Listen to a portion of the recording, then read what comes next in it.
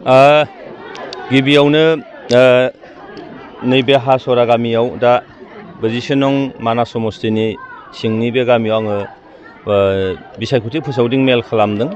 बेयाव फैनानै जोबोद गोजोननाय मोन्दों।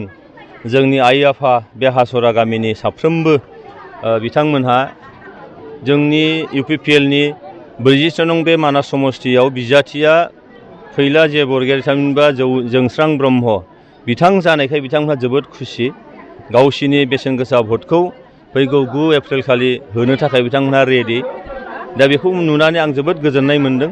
मानोना फैला जे बरगयारीया थांनाय गोलाव सम हारिमुजों सोमोन्दो थानानै बर' हारिनि गेजेराव सोलिनाय माखासे गेना गोरोन्थिफोर राजखान्थि बिथिङावनो होन, सोलोंथाइ बिथिङावनो होन, समाजखान्थि बिथिङावनो होन, खोमसि फोथायनायखौनो होन, बेखौ लानानै फोसाबनायनि फोजौनायनि थाखाय जिखिनि हाबाफारि मावबाय बेखौ लानानै जोबोद पपुलारलि बिथाङा मोनथिजाखानाय, बयनिबो एक्सेप्टेड बिजाथि।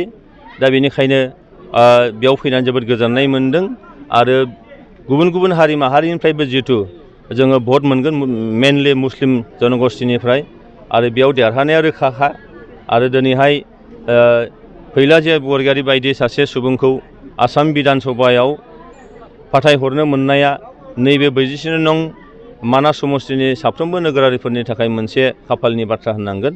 दा बेनिखायनो आङो सान्दों दिनै फैला जे बरगयारीयाबो दिनै खाफाल गोनां, आरो दिनै रायजो राजायाबो बे एखे रोखोमैनो दिनै बिथांमोनहाबो गाव गावनि फसायनाय बिजाथिखौ मोननो हानानै बिथांमोनहाबो जोबोद खुसि होननानै आं सानो।